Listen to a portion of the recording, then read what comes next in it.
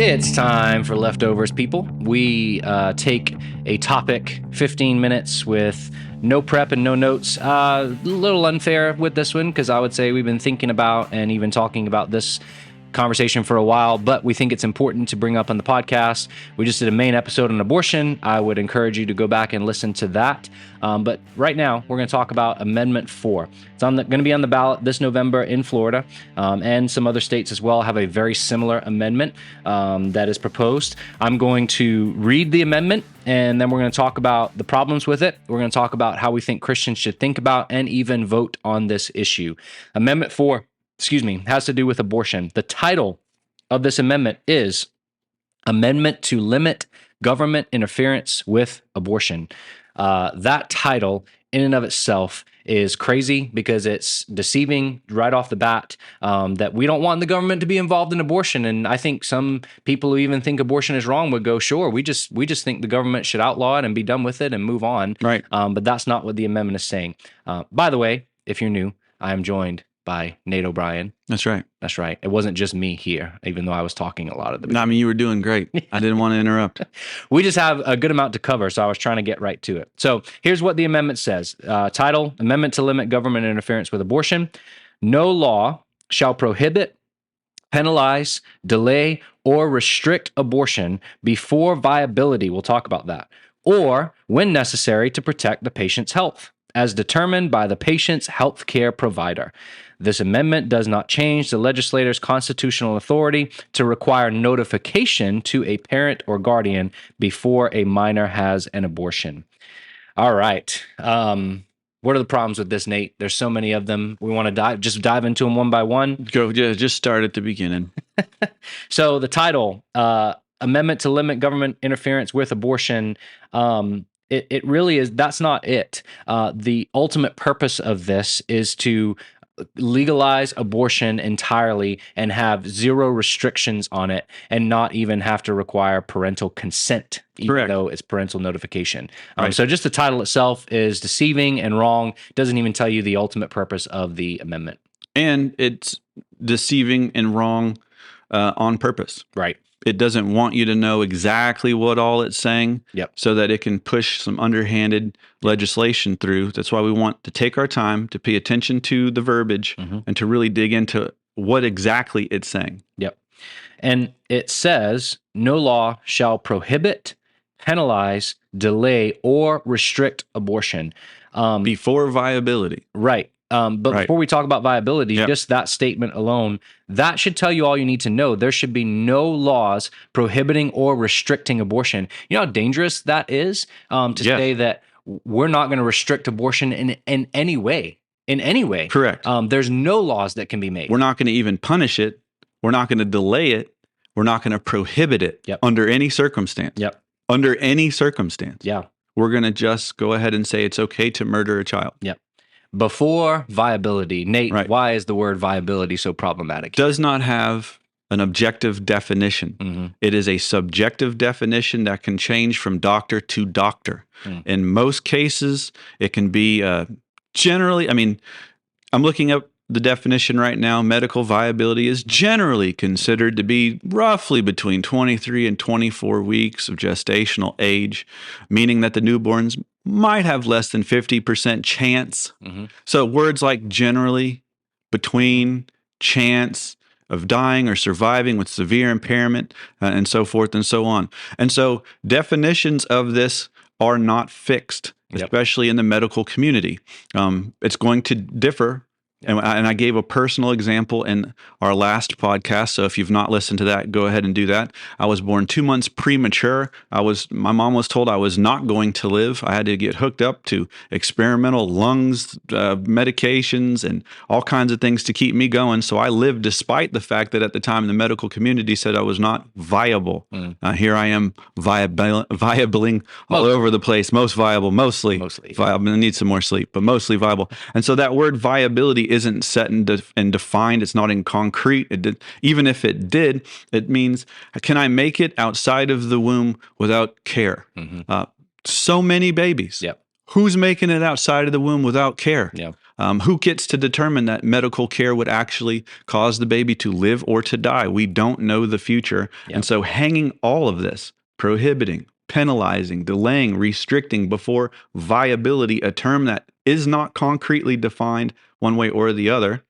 And then a 2-letter word Or that makes this whole thing even crazier. Or when necessary to protect the patient's health. Once again, vague language on purpose mental to health, deceive. physical health. Patient's health can mean anything. And it already, in many cases, abortions are justified because if the woman doesn't want the baby, her mental health could be affected. Mental stress could qualify for a mental health problem. So literally, viability, then it doesn't matter. Even if you say, okay, viability means 23, 24 weeks. Right. Okay, that little word "or" takes it up until birth. Correct. And it doesn't say what healthcare provider. I'm a mental health counselor by trade. Right. I'm a healthcare provider. Yep. Does that mean doctor? Does it mean OBGYN? Yep. Does it mean mental health care provider? Yep. It doesn't say. Yep. Yeah, I mean, what if I just pop up and I just say I'm their psychiatrist and I deem mental health care provider? Yeah. Yeah. Yeah. So it's so vague, and it absolutely would permit and not only would it permit abortion for any reason up until birth, but it specifically says there's no laws that can counteract this now, right? So it's that, to me, is one of the most troubling things that Christians should consider, is that if this amendment goes into Florida's constitution, you won't be able to write any laws against abortion anymore. In our current Florida law would then be changed. Right. And so the argument for voting yes on Amendment 4 would be, well, if a mother needs particular health care, she's not going to be able to find it in Florida for any of these exceptions: health of the mom, rape, incest. In the current Florida statute, chapter 390, under termination of pregnancies, 390.0111, you can go and read right now that after 6 weeks, there is laws against abortions after 6 weeks, except when the health of the mother is at risk, rape or incest is a part of it. It just requires 1 to 2 physicians signing off saying that this is the reason why we're doing it. Consents are required, but all you have to do is have medical professionals say, we've got one of these exceptions, we need to go forward with the abortion. And so even partial birth abortion is prohibited except when, and they even give exceptions there in the current law. So there is zero reason to change the current law because all the exceptions are already in the law. And so that's why this is so insidious, is because it wants to get rid of even the boundaries that we have currently in place, so that then we have to rewrite all of it. Which I would, again, refer you to our whole episode on abortion to understand why we would say that even Florida's current law is not a biblically just law, because it allows for abortion in certain. A whole lot better than this, though. Yes. Yeah. Just, I think that's worth pointing out as well. But one more thing on the amendment itself. It says that it doesn't change the legislator's constitutional authority to require notification to a parent or guardian. To a parent. Right. To a parent. Before a minor has an abortion. In other words, not from a parent. Prepositions are crazy. Yes. Parents don't have to give consent. They just have to be told at some point. It could, I mean, before a minor has an abortion. And so though, hey, Billy or Susie rather is gonna go get an abortion. Wait, what? And then the abortion happens. It doesn't go, I'm getting consent from a parent. Can Susie have an abortion? It's, hey, BT dubs. Me and Susie were talking. She's gonna have an abortion. Thought that you would like to know. Yeah, it's just bizarre. And how would they do it? Via text, email, like 1 second before? I mean, certainly What's the protocol? This amendment would allow for that. Yeah. It would allow for them to just shoot a quick text and then have the abortion. The parent possibly wouldn't even read the text message until after the abortion's already occurred. It's been sent. Right? We did our part. Yep. They've been notified. So that's why this amendment is deceptive, and that's clarity on what it's saying and what's actually being communicated. So we, hopefully obvious to you, would say that Christians should vote no on this amendment. Why should we vote no on this amendment?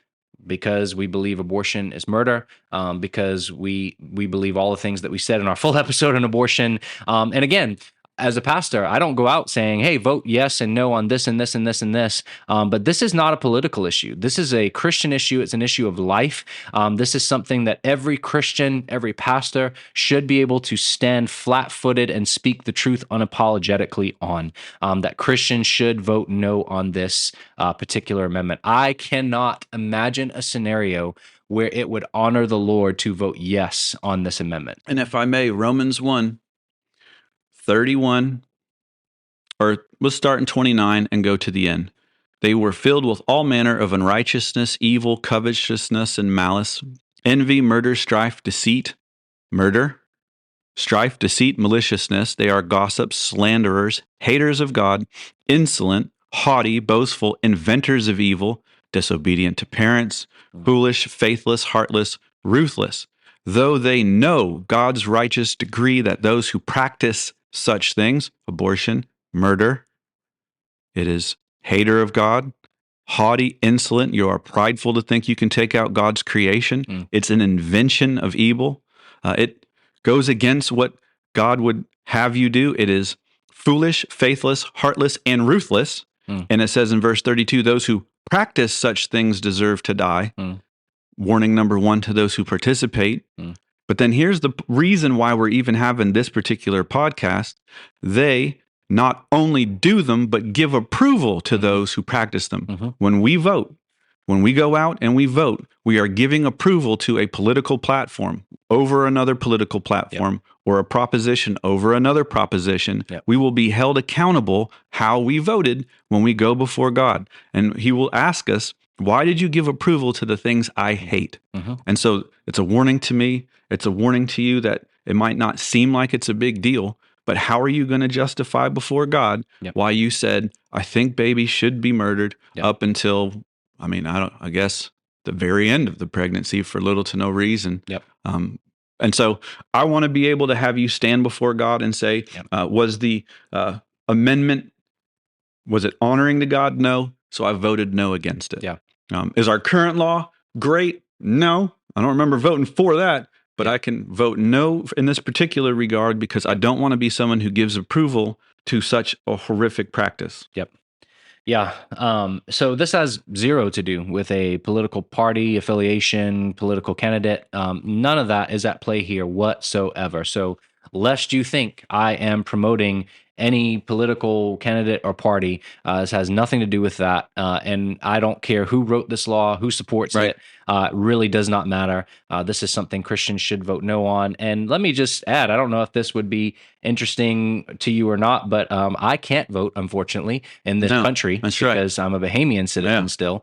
But you came legally, and we're very happy about that. Appreciate your the way you got over here. I did all that properly. Just at the end of the day, I can't vote. And so I'm just telling you, if I could vote in this country, I would be voting no. I'm encouraging you as a Christian to vote no on this issue. And trust me, we're not saying this because we think you should just buy what we're selling you. Go look it up. I just quoted you the statute, so rewind it, play it back. I was just looking at it while I read it to you in part. Go look up amendment for yourself and verify what we're saying is true.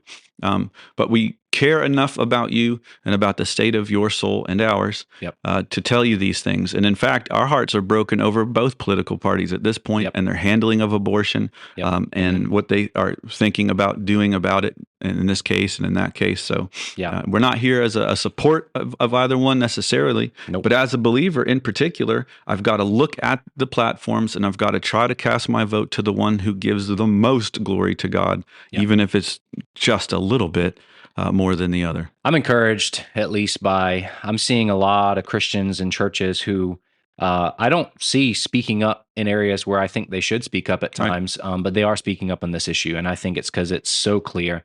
And I would say this finally, we've already said it a couple times, but I'm going to say it again because I know sometimes people just don't listen. If you are shocked, appalled by some of the things we've said in this regarding abortion, go listen to our full episode. Get a better full treatment of our views on this, where it comes from, why we think what we do. Because if you come at me and you go, why'd you say this? I'm going to ask, did you listen to everything else I said? And if you're going to say no, and I'm going to say, you really need to do that. Please do that. And when you do, hit like and subscribe and share with all of your friends. Yeah, but thanks for listening to this. I hope that this has been clear enough for you. And I hope that you would, if you are able to, get out and vote no against Amendment 4. And share this with the peoples that you think would find it helpful. If we've been clear and you think it's been helpful to you, get it out there. Let people know kind of what has been going on with this bait and switch proposal, this amendment, and get the word out. We still have about a month left. And so there's plenty of time to do that. Yep. All right, y'all. Thanks for listening. Until next time, this has been Kenny and Nate. E.O. Bryan. Just regular Nate. Signing off. Make it a wonderful day.